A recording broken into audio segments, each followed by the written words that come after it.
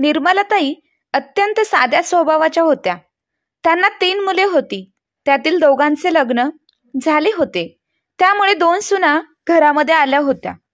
परंतु दोन्ही सुनांनी त्यांचे जीवन जगणं आधी कठीण करून सोडलं होतं. रोजचा आलेला दिवस त्यांना घालवणे खूप अवघड होता. निर्मलाताई खाण्यासाठी आपल्या दोन्ही सुनांकडे चक्रा मारत होत्या आणि सुना चपाती हातात घेऊन निर्मलाताईंना दुरून दाखवत आपल्या मागून येण्यासाठी मजबूर करत होत्या. आपल्या मागे मागे यावा असा त्यांना छळ करत होत्या. निर्मलाताई बिचाऱ्या गुडघ्याच्या त्रासाने त्रस्त सुद्धा झाल्या होत्या. आपल्या सुनांच्या मागे चक्रा घालत होत्या. खाण्यासाठी खूप त्यांना चक्रा माराव्या लागत होत्या. पण आता वय झाल्यामुळे त्यांना धाप लागली होती. त्या जोर जोरात श्वास घेऊ लागल्या होत्या.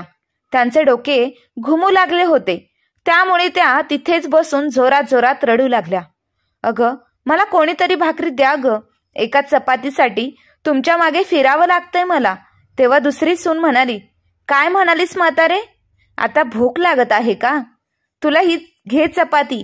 हे दोन्ही सुना दुरूनच कुत्र्याप्रमाणे त्यांना चपाती दाखवत निर्लज्जासारखे हसत होत्या. आपल्या सुनांना ते असे वागणे पाहून त्यांच्या डोळ्यांमध्ये खूप पाणी आले. त्या रडत रडत म्हणाल्या, आपल्या दोन्ही सुनांना म्हणाल्या, एका भुकेलेल्या जीवाला असं छळू नका ग. त्यांना एवढा त्रास देऊ नका. तुम्हाला माझ्यापासून सुटकाच हवी असेल तर मला मारून टाका. मला काहीतरी चारा, परंतु किमान अशा छळ करू नका. परंतु कमीत कमी ह्या अन्नाचा तरी अपमान करू नका. अन्न हे पूर्ण ब्रह्म असतं ग. ह्या गोष्टीची जाणीव ठेवा. दिवस कोणाचा कधी पलटेल सांगता येत नाही. ठीक आहे, मी तुमच्याकडे जेवायला सुद्धा मागणार नाही. पण तुम्ही माझे पेन्शनचे काही पैसे द्या. त्यामुळे मी स्वतःच्या पोटाची व्यवस्था स्वतः करू शकेन. एवढे 1 तास मोठी सुनबाई प्रिया रागातच म्हणाली. निर्मलाताईंच्या जवळ आली आणि पाठीमागून त्यांचे केस पकडत म्हणाले, काय ग म्हणालीस म्हातारे? तुला आणि पेन्शनचे पैसे देऊ? असे म्हणत तिने निर्मलाताईंवर हात उचलण्याचा प्रयत्न केला. तेव्हाच त्या सुनेच्या गालावर जोरात थप्पड मारण्याचा आवाज आला आणि त्याने दोन्ही सुनांच्या पायाखालची जमीन सरकून गेली. वहिनी, तुझी एवढी हिंमत कशी झाली माझ्या बिचाऱ्या आईवर हात उचलण्याची? मनोजने आपल्या आईला जमिनीवरून उठवले. तिचे कपडे साफ केले.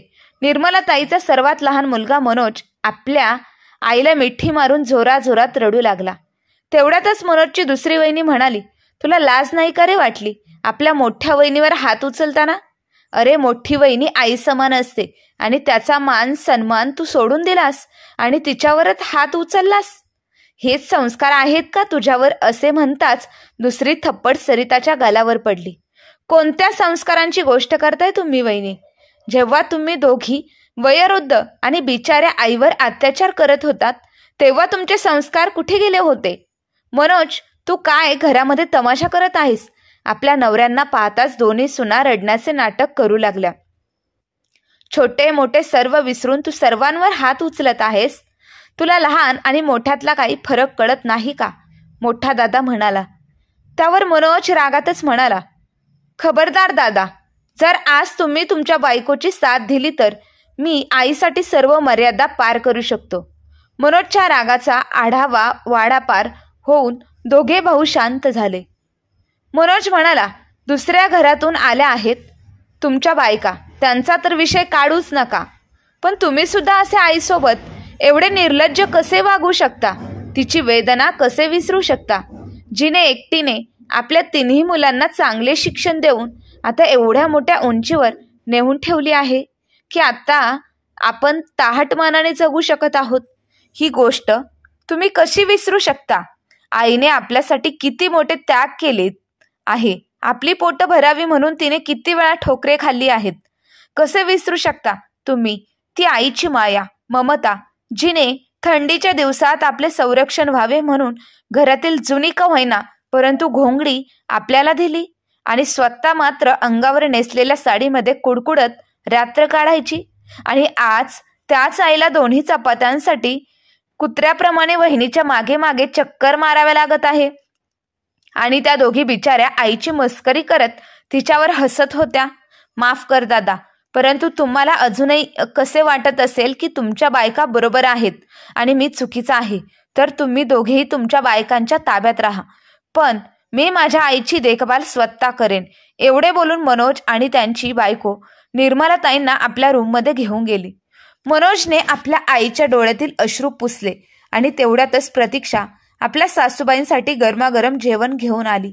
मनोजने आपल्या आईला स्वतःच्या हाताने जेवण भरवले तेव्हा त्या निर्मलाताईंच्या डोळ्यात अश्रू आले. त्या विचार करू लागल्या, तिघेही माझ्याच रक्ताचे आहेत, परंतु या दोघांमध्ये आणि मनोजमध्ये इतका फरक का? मनोज सारखा मुलगा पोटी जन्माला यायला भाग्य लागते काय? मी त्या दोघांसाठी काही केलं नाही का? परंतु माझ्या मायेची परतफेड त्यांनी अशी केली, हे मला सहन होत नाही. स्वतःच्या आईला एका दाण्यासाठी तडफडत ठेवले आहे, असा विचार मनात करत निर्मलाताईंनी आपल्या नवऱ्याची आठवण आली. रात्रीचे 12 वाजले होते. आपल्या आयुष्याचे 70 वर्ष पाहिलेल्या निर्मलाताईंच्या डोळ्यामधील झोप गायब झाली होती. ती आपल्या जुन्या आठवणींमध्ये हरवली होती. 30 वर्षांच्या अल्प आयुष्यामध्ये तिच्या नवऱ्याचा आधार निघून गेला होता. लहान लहान 3 मुले पालन पोषण, त्यांना शिक्षण, योग्य शिक्षण आणि संस्कार देऊन समाजामध्ये एक वेगळे स्थान देण्याची जबाबदारी आता निर्मलाताईंवर आली होती. निर्मलाताईचा नवरा परशुराम राव हे सरकारी नोकरी ऑफिसरमध्ये कामाला होते. त्यांच्या जागी नोकरी करून त्या सेवानिवृत्त झाल्या होत्या.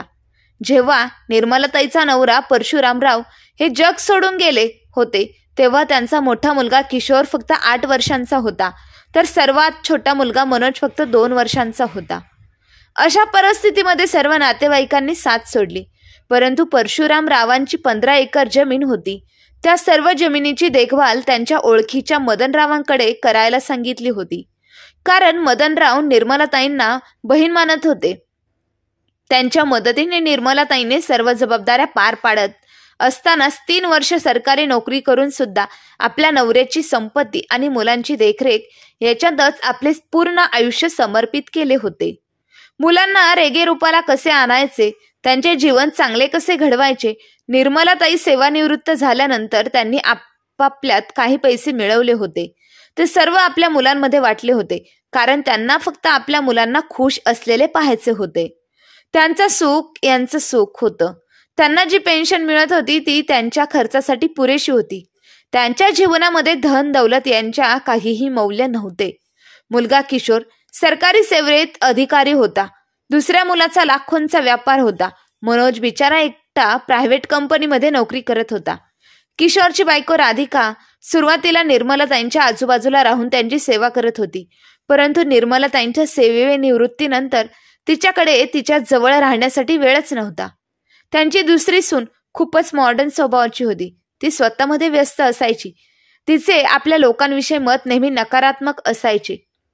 निर्मलाताई यांची आपल्या मुलांच्या आणि सुनांच्या जीवनामध्ये कोणत्याही प्रकारची ढवळाढवळ नव्हती. त्यांना माहिती होते की आजची वेळ बदलली आहे.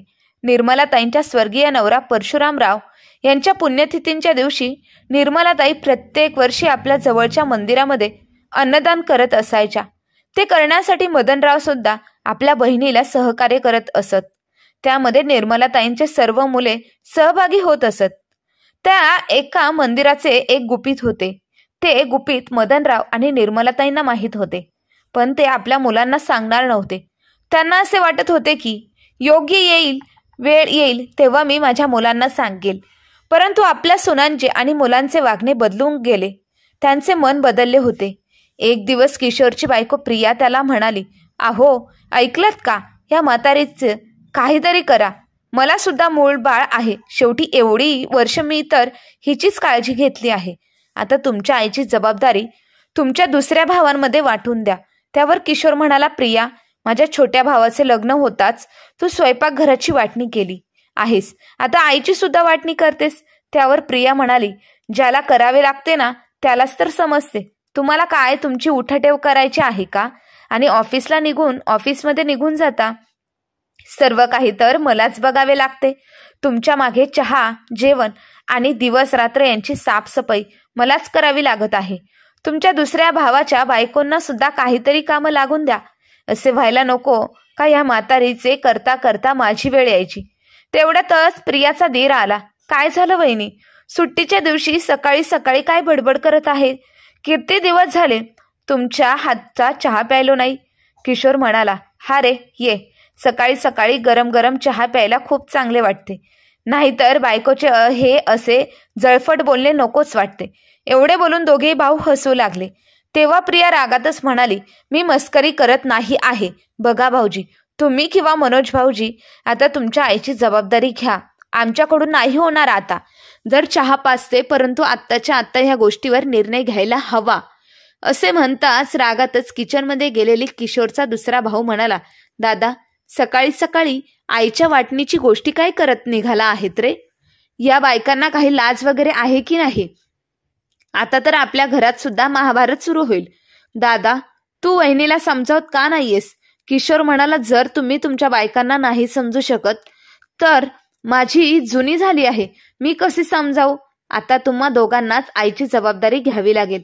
तेवढ्यातच दुसऱ्या मुलाची बायको बबिता आली आणि म्हणाली, दादा, वाईट वाटून घेऊ नका, पण एवढी वर्ष तुम्हीच आईची जबाबदारी घेतली आहे का? आम्ही सुद्धा काहीतरी केलं आहे, तुम्ही विसरला आहात. जेव्हा वहिनी ह्या घरात आल्यानंतर लगेचच 2 वर्षांनी मी सुद्धा ह्या घरात आले, तेव्हा मी सुद्धा काही त्यांची कामे आणि सेवा केली नाही का? तेव्हा माझ्याकडून तर आता अपेक्षा करू नका. असे म्हणत तिने स्वतःवरची जबाबदारी झटकली. तेव्हा दोघे भाऊ एकमेकांकडे पाहत राहिले.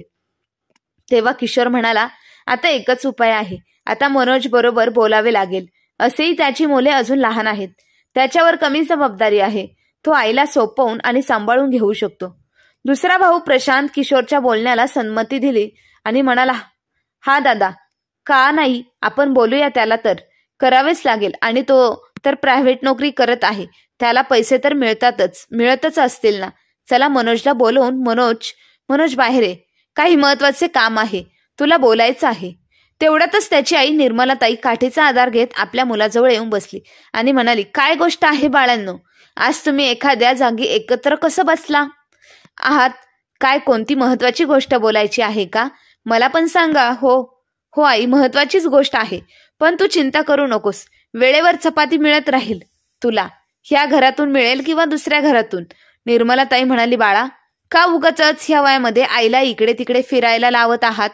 मी कामावर जात असताना तुम्हा लोकांना कधी तुमच्या जागी आजी आजोबांवर सोपवली नाही रे. मी स्वतःची जबाबदारी स्वतः निभावली.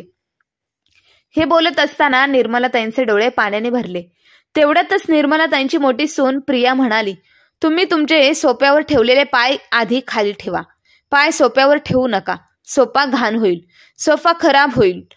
6 महिन्या अगोदर माझ्या बाबांनी तो दिलेला आहे, तरी सुद्धा तुम्ही माझी अजिबात इज्जत करत नाही. तुम्ही त्या लाकडाच्या खुर्चीवर बसत जा. सर्वांसमोर चहा ठेवून ती तेथून निघून गेली. आता निर्मलाताई सोप्यावरून उठून लाकडाच्या खुर्चीवर येऊन बसल्या. त्यांचे तोंड आता पाहण्याजोगे झाले होते. समोर मुले चहा पित होती, परंतु त्यांना चहासाठी कोणीही विचारले नाही. तेवढ्यातच मनोज तिथे आला. आपल्या आईच्या चेहऱ्याकडे पाहत त्याने आपल्या बायकोला प्रतीक्षाला आवाज दिला आणि म्हणाला, प्रतीक्षा, आईसाठी चहा बनव. दादा, तुम्ही पिणार का चहा? प्रशांत तोंडवाकडे करत म्हणाला, नाही, आम्ही प्यालो आहे चहा, आमचा विचार करण्याची काहीच गरज नाही. आम्ही तुला याच्यासाठी बोलवले आहे की आईची जबाबदारी तुला उचलायची आहे. आमच्या बायका आता आईसाठी चपाती बनवू थकल्या गेल्या आहेत, त्यामुळे आता तू ही जबाबदारी घे. तसंही आता किती दिवस राहिले आहेत. मनोज म्हणाला, शुभ लाभ दादा, आई आहे त्यामुळे आपण एकत्र आहोत. जर आई राहिली नसती तर सुक्या पाण्यासारखे विस्कटून बिरखून गेलो असतो आपण. तेव्हा किशोर म्हणाला, मोठ्या मोठ्या गोष्टी करणे सोडून दे आता आणि आपली जबाबदारी उचलून स्वतःकडे घेऊन जा. मनोज दादाला म्हणाला, आई तसेही दोन्ही वेळेला आमच्या बरोबरच खाते, मग ती इथे राहिली तर काय प्रॉब्लेम आहे? आईला ह्या रूमची आस आहे, कारण बाबा सुद्धा ह्याच रूममध्ये राहत होते. तेवढ्यातच प्रिया म्हणाली, 100 गोष्टींची एक गोष्ट भाऊजी, आता आम्हाला सुद्धा जागा हवी आहे. आता आमची मुले मोठी झाली आहेत, त्यांना सुद्धा वेगळी जागा लागते. आता त्यांचे लग्न करायचे वय झाले आहे. माझ्या सुना येतील तर त्या काय म्हणतील? अशा रिकाम्या हाताने येतील का त्या? एवढे सामान घेऊन येणार तर मग ते सामान ठेवणार कुठे? त्यापेक्षा तुम्ही यांची कॉट बाहेर वरांड्यात ठेवा. काय अडचण आहे? त्या बिचाऱ्या निर्मलाताई आपल्या मुलांकडे अश्रू भरल्या डोळ्यांनी पाहत होत्या. आता त्यांच्या मनात विचार येत होते की मी माझ्या तिन्ही मुलांना किती प्रेमाने लाडाकोडाने मोठे केले आहे आणि तीच मुलं आता माझ्या वाटणीविषयी बोलत आहेत. तेव्हा प्रतीक्षा आपल्या सासूला चहा बिस्किट देत म्हणाली. आपल्या दिरांना म्हणाली, दादा दादा तुम्ही मोठे आहात, मी तुमच्यामध्ये बोलणं योग्य नाही, मला माफ करा दादा. आईची जर संपत्ती असेल, त्यांना आमच्याकडे राहायचं असेल तर मला कोणतीही अडचण नाही आहे. मनोजला आपल्या बायकोचा गर्व होता, कारण त्याची बायको त्याच्या आईची खूप काळजी घेत होती, तिची एवढी इज्जत करत होती की ती खूपच होते. तेव्हा बबिता पटकन म्हणाली, ह्या तर आता भाऊजींकडे राहणारच. मी आता स्पष्टच बोलत आहे. आता आम्ही यांच्या खाण्यापिण्याचा औषधांचा खर्चही नाही करणार. जर उद्या जाऊन ह्या मेल्या तर तिघी मिळून त्यांची श्राद्ध करू. तेव्हा निर्मलाताई म्हणाल्या, सुनबाई मी जिवंत असताना तुम्ही माझ्या जेवणाविषयी बोलत आहात आणि मी मेल्यानंतर माझ्या श्राद्धामध्ये बासुंदी पुरी बनवणार, तेव्हा मी खाणार का अगं? त्यापेक्षा तुम्ही जिवंत असताना मला साधे वरण भात जरी प्रेमाने खायला घातले तरी माझ्या मनाला शांती मिळेल आणि तेवढ्यातच शांतपणे मी माझे डोळे बंद करेन. त्यामुळे प्रिया म्हणाली, आता तुम्हाला जे काही खायचं आहे ते छोट्या सुनेकडे खा आणि हे घ्या, मी तुमचे सामान बांधले आहे. मनोज म्हणाला, वहिनी तुम्हाला एवढी घाई होती की तुम्ही आईचे सामान सुद्धा बांधून ठेवले. एक वेळा आईला तरी विचारायला हवे होते ना. प्रशांत म्हणाला, आईला काय विचारायचे, त्यात आई किती समज आहे. आता आईला काय करायचं आहे काय नाही करायचे ह्या सर्व गोष्टींचा फैसला आपणच करणार ना. आई कुठे काय करते. खूप दिवस आईच्या निर्णयाने घर चालत होते, आता नाही. आता आपल्या निर्णयाने हे घर चालणार आणि घरातली सगळी कामे चालणार. एवढे बोलून सर्वजण निघून गेले. नम्रताताई भले काहीही बोलल्या नाहीत, परंतु आतून त्यांचा जीव घुसमटत होता. मागच्या 3 वर्षांपासून त्यांची छोटी सून तर सर्व काही करतच होती. तिने आपल्या सासूबाईंची सेवा करण्यासाठी कोणतीही कमी सोडली नव्हती. पाहता पाहता पुढच्या 4 महिन्यात निर्मलाताईंची अवस्था खूपच खराब झाली. तेव्हा निर्मलाताईंनी आपल्या मोठ्या मुलांना भेटण्याची इच्छा व्यक्त केली, परंतु ह्या कलियुगाच्या काळ्या छायेने त्यांची मती भ्रष्ट झाली होती. त्यांनी आईला भेटण्यासाठी असमर्थता दर्शवली. इकडे जेव्हापासून निर्मलाताई प्रतीक्षाकडे आल्या होत्या तेव्हापासून त्यांच्या दोन्ही मुलांनी आणि सुनांनी त्यांच्याकडे डोकूनही सुद्धा पाहिले नव्हते. त्यांना असे वाटत होते की पुन्हा आईला आपल्याकडे घेऊन यावे लागेल. एक दिवस अचानक मनोज आणि प्रतीक्षाला रात्री कोणीतरी नातेवाईक वारले म्हणून तिकडे जावे लागले.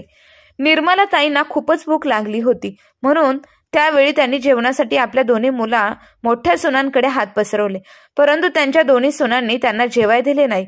आता आपली ही काय अवस्था झाली आहे या विचारातच त्यांना डोळा कधी लागला त्यांना समजले नाही. त्या रात्री डोळे बंद झाले ते कायमचेच बंद झाले. निर्मलाताईने डोळा उघडला नाही. त्या आता देवाला प्रिय झाल्या होत्या.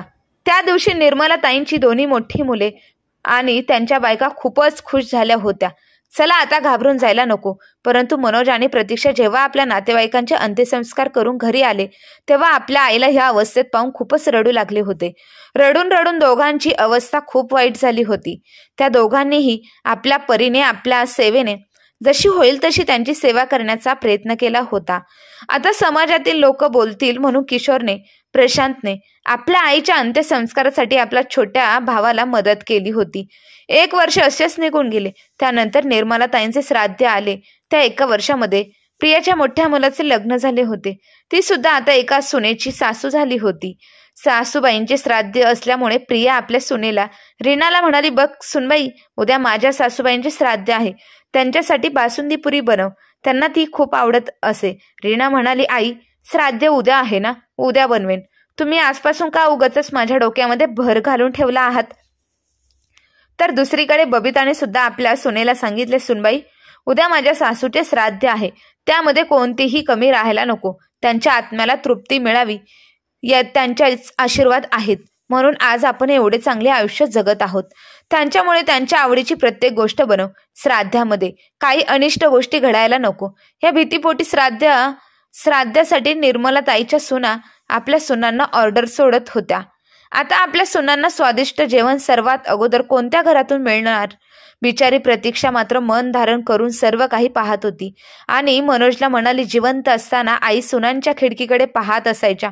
कोणीतरी आज काही चांगले जेवण बनवेल आणि मला देईल, तेव्हा सर्वजणी नाक मुरडत त्यांच्याकडे दुर्लक्ष करत असायच्या. आणि आज बघा ना, मनोज म्हणाला, जाऊ दे, तुला तर आठवतच असेल ना, आईला काय चांगले आवडते ते तू बघ आणि उद्या बनव, असे सांगून मनोज आपल्या ऑफिसला निघून गेला. ऑफिसमध्ये गेल्यानंतर मनोज आपला बॉस अभिषेकला म्हणाला, सर, मला उद्या सुट्टी हवी आहे. त्यावर अभिषेक म्हणाला, मनोज, तुला तर माहीतच आहे 2 दिवसांनी आपल्याला रिपोर्ट सबमिट करायचे आहेत, त्यामुळे तुला आता सुट्टी घेता येणार नाही. मनोज म्हणाला, सर, मला माहीत आहे, परंतु कामात तर असं आलं आहे, त्यामुळे मला मजबुरीने सुट्टी द्यावीच लागेल. तेव्हा अभिषेक म्हणाला, मनोज, असे कोणते काम आहे की तुला सुट्टीची गरज आहे? सर, माझ्या आईचे उद्या श्राद्ध आहे, त्यामुळे मला सुट्टी घ्यावीच लागेल. अरे मनोज, तुझ्या आईविषयी श्राद्ध आहे ना, मग पंडितांचे जेवण झाले की तू ये ऑफिसला. नाही सर, मी श्राद्धाच्या दिवशी पंडितांना जेवण नाही घालत. अरे मग तू काय, सुट्टी कशाला हवी आहे तुला? मी श्राद्धाच्या दिवशी मला वृद्धाश्रमात जावं लागतं. मी दरवर्षी तिथे जातो आणि तिथेच महिलांना स्वतःच्या हाताने जेवण भरवतो. मग त्यानंतर 3-4 तास त्यांच्याबरोबर गप्पा मारण्यात घालवतो. त्यांच्या मनातील गोष्टी त्या माझ्याबरोबर बोलून त्यांचे मन मोकळे करतात. त्यावेळी ते माझ्यामध्ये त्यांचा मुलगा पाहतात, तर त्यांच्या रूपात मी माझ्या आईला पाहतो. हे जेव्हा अभिषेक ऐकतो तेव्हा त्याला सुद्धा खूप अभिमान वाटतो. तो म्हणतो, मनोज, तू सुट्टी घे, आपण रिपोर्ट तू आल्यानंतर तयार करून पाठवू. हवं तर तू आल्यानंतर जास्त वेळ काम कर, परंतु तू उद्या सुट्टी घे. दुसऱ्या दिवशी मनोज प्रतीक्षाने जे काही जेवण बनवले होते ते मोठ्या श्रद्धेने आपल्या आईच्या प्रतिमेसमोर ठेवतो आणि आईला नमस्कार करून ते दोघेही नवरा बायको महिला वृद्धाश्रमात जातात. मनोज तिथे गेल्यानंतर तेथील महिलांना आपल्या हाताने जेवण घालतो आणि त्यांच्याबरोबर गप्पा गोष्टी करत असतो. हे दृश्य प्रतीक्षाच्या नजरेत राहणारे लोक पाहतात. तेव्हा त्या लोकांना सुद्धा मनोज आणि प्रतीक्षाचा खूप हेवा वाटतो. त्या दिवशी वृद्धाश्रमात मनोज आणि प्रतीक्षा घरी येतात, परंतु त्यांच्याच दुसऱ्या दिवशी ते शेजारी काही प्रतिष्ठित माणसांना घेऊन मनोज आणि प्रतीक्षांच्या घरी येऊन त्यांची स्तुती करत असतात. किती चांगले काम करतात तुम्ही, याची ते प्रशंसा करत असताना प्रतीक्षाच्या दोन्ही जावा हे ऐकत असतात. आपल्या लहान दिरांनी आणि जावेची होणारी प्रशंसा पाहून त्या दोघांच्याही पोटात दुखू लागले. मग त्या लगेचच आपल्या नवऱ्याचे कान भरवतात की बघा, तुमचा छोटा भाऊ त्या लोकांसमोर आपला मोठेपणा सांगत आहेत. ते लोक निघून गेल्यानंतर किशोर आणि प्रशांत दोघेही मनोजच्या रूममध्ये जातात आणि त्याला म्हणतात, जसे काही तूच आईची सेवा केली आहेस असे सगळ्यांना भासवण्याचा प्रयत्न करून स्वतःचे नाव मोठे करण्याचा प्रयत्न करतोस आहे. तेव्हा मनोज त्या दोघांनाही समजवण्याचा प्रयत्न करतो की मी असे काहीही करत नाही. तेव्हा प्रशांत म्हणतो, तू आम्हाला मूर्ख समजू नकोस. नक्कीच तू त्या लोकांना सांगितले असणार की आईची सेवा तू केली आहेस.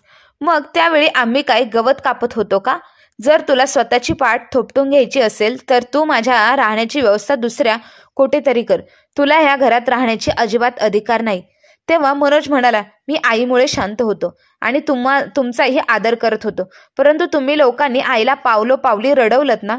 तिला तुम्ही तुमच्या रूममधून बाहेर काढले, नाहीतर तुमच्या हृदयातूनही बाहेर काढलं. ह्याच दुःखामुळे ती लवकर हे जग सोडून गेली आहे, नाहीतर आई अजूनही जिवंत असते. तेव्हा प्रशांतची बायको म्हणाली, ठीक आहे, परंतु आता त्या हे जग सोडून गेल्या आहेत ना, मग आता काय करणार? तुम्हाला तर एकच मुलगा आहे, परंतु आम्हाला 2 मुली आहेत, त्यामुळे आम्हाला घराची जास्त गरज आहे. तेव्हा किशोरची बायको म्हणाली, अरे बबिता, मला सुद्धा 2 मुले आहेत, त्यामुळे आम्हाला सुद्धा घराची जास्त गरज आहे. यावर बबिता म्हणाली, असे नाही, जास्तीचा 1 रूम तुम्हाला मिळाला आणि 1 रूम आम्हाला मिळेल. तेव्हा प्रतीक्षा म्हणाली, ज्यांनी आपल्या नवऱ्याच्या साथीने हे घर उभारले होते त्या आईना तुम्ही 1 रूम सुद्धा दिली नाही. तिला 1 दिवस सुद्धा त्या घरात राहू शकली नाही आणि आता आमच्या दोन्ही रूम तुम्ही हडप करायला निघालात. पण आम्ही आमचा रूम का सोडू? तेव्हा किशोर म्हणाला, मनोज, तू तुझ्या बायकोला समजाव. मनोज म्हणाला, मी का समजावू? माझ्या बायकोला तिचा सुद्धा अधिकार आहे. जर आईच्या निर्णयामध्ये तुमच्या बायका बोलू शकत होत्या तर माझी बायको का नाही बोलणार? तर त्यात गैर काय आहे? ती काय चुकीचं बोलत आहे? त्यावर प्रशांत म्हणाला, तू शांतपणे घर खाली कर. तसेही तू ह्या घरात काहीच केलं नाही. त्यावर मनोज म्हणाला, मी ह्या घरातून बाहेर निघालो नाही तर काय करशील? तर आईप्रमाणे तुला सुद्धा तुझ्या रूममधून बाहेर काढू, फेकून देऊ आम्ही. तेव्हा मनोज म्हणाला, आईच्या प्रतिमेकडे पाहत म्हणाला, आई, मला माफ कर, मी हे करणार नव्हतो, परंतु आता मला करावे लागत आहे. हे बघ दादा, ह्या घरावर माझा सुद्धा तितकाच अधिकार आहे आणि त्यामुळे माझा सुद्धा ह्या घरावर हिस्सा आहे. त्यामुळे मी माझ्या हिस्स्याची जमीन सोडून जाणार नाही आणि तुम्ही माझ्यावर जबरदस्ती नाही करू शकत. जर मी मनात आणलं तर ह्या पूर्ण घरावर कब्जा करू शकतो, परंतु मला असे नाही करायचे. परंतु आता तुम्हा लोकांची अक्कल जाग्यावर आणण्यासाठी गरज आहे. त्यावर मनोजचे दोन्ही भाऊ त्याला म्हणाले, अरे जा, तू तुझ्या अशा अधिकाराने बोलण्याने काही फरक पडणार नाही आम्हाला, आणि आम्ही काय घाबरणार नाही. तू काय आमचे करणार? तेव्हा मनोज शांतपणे कपाटामधून एक कागद काढतो आणि आपल्या दोन्ही भावांसमोर धरून म्हणतो, आई मरणाच्या 15 दिवस अगोदर एक चिठ्ठी लिहून गेली आहे. त्यामध्ये स्पष्टतेने लिहिलेले आहे की मला माझ्या मोठ्या दोन्ही मुलांनी आणि सुनांनी खूप त्रास दिला आहे. त्यामुळे त्यांना त्यांच्या पापाची शिक्षा मिळायलाच हवी. मी त्यांना कधीही माफ करणार नाही. मनोज बाळा, तुझ्या बरोबर सुद्धा ते लोक असेच वागू लागतात. मला माहित आहे हे लोक खूप नालायक आहेत, तर तू त्यांना कधीच माफ करू नकोस. प्रतीक्षा आपल्या नवऱ्याच्या हातातील कागद पाहत होती, तर खरंच त्या कागदावर तिच्या सासूबाईंनी आपल्या अक्षरांमध्ये सर्व गोष्टी लिहून ठेवल्या होत्या. किशोर आणि प्रशांतने जेव्हा आपल्या आईची चिठ्ठी वाचली तेव्हा त्यांच्या पायाखालची सुद्धा जमीन सरकली. मग ते दोघेही भाऊ त्या मंदिरातील मदन काकाकडे गेले आणि त्यांना माहीत होते की मदन काका आपल्या आईचे भाऊ होते. जरी आईचे सख्खे भाऊ नसले तरी त्यांनी निर्मला ताईंना आपली बहीण मानले होते. तेव्हा दोघेही मंदिरात मदन काकाकडे गेले तेव्हा त्यांनी मंदिरातील गुपित त्यांना सांगितले. त्या मंदिरामध्ये त्या आईने त्यांच्या सर्व जमिनीचे कागद दडून ठेवले होते आणि त्यामध्ये मृत्यूपत्र सुद्धा लिहिले होते. त्यामध्येच ठळक अक्षरात आपला वारसदार म्हणून मनोजचे नाव लिहिले होते. हे जेव्हा किशोर आणि प्रशांतने पाहिले तेव्हा त्यांना खूप मोठा धक्का बसला, कारण त्यापुढे असे लिहिले होते, जर तुम्ही मनोज आणि प्रतीक्षा बरोबर जबरदस्ती करण्याचा प्रयत्न केला तर तुम्हाला पोलीस अटक करतील. आता यांची अक्कल ठिकाणावर आली होती. आपली अगदी साधी दिसणारी आई, परंतु तिने केवढा मोठा निर्णय घेतला होता त्यांना आज समजले होते. आता मनोज म्हणाला, आता जे काही करायचे आहे ते पोलीसच करतील, मी काहीच करणार नाही. वकिलांमार्फत काही आता प्रोसेस चालू झाल्या. आता किशोर आणि प्रशांतला कोर्टाची नोटीस आली होती. सोबतच आईच्या चिठ्ठ्यांची सुद्धा गरज होती आणि ती चिठ्ठी तिथे जोडण्यात आली होती. त्या दोघांनाही हे घर खाली करण्यास सांगितले होते. मनोजने आता निर्णय घेतला होता की ते घर विकून आपल्या हिस्स्याचे पैसे घ्यायचे आणि उरलेले पैसे वृद्धाश्रमाला दान करायचे. तेव्हा खऱ्या अर्थाने आईच्या आत्म्याला शांती मिळेल, कारण जिवंतपणे तिला पोटची खळगी करावी लागली. पोटाची खळगी भरण्यासाठी किती यातना सोसाव्या लागल्या होत्या. अशी परिस्थिती इतर कोणत्याही महिलेवर येऊ नये म्हणूनच तिने आपल्या मृत्यूपत्रात लिहिलं होतं की माझे घर विकून मनोजच्या हिस्स्याचे पैसे त्याला देण्यात यावे आणि उरलेली सर्व रक्कम अनाथ महिलांसाठी आश्रमात दान करण्यात यावी. निर्मला ताईंची दोन्ही मुले आणि त्यांच्या सुना आता ह्या घरातील आपले सामान पॅक करू लागले होते. तर दुसऱ्या दिवशी ते सर्वजण घर सोडून आपल्या रस्त्याने निघून गेले. आता खऱ्या अर्थाने त्यांना आपल्या आईची किंमत समजली होती, परंतु आता वेळ निघून गेली होती, कारण प्रिया आणि बबिता यांच्या सुनांनी आता त्यांना जवळ घेण्यास नकार दिला होता. त्यांनाही माहिती पडले होते की आपापल्या आता ह्या घरात काहीच हिस्सा मिळणार नाही. आपण तर बेघर झालो आहोत. विनाकारण हे सासू सासरे आपल्या जवळ कशाला हवेत. आता आपल्याला आईला तिच्या सेवानिवृत्तीनंतर आपण नीट जेवायला सुद्धा देत नव्हतो.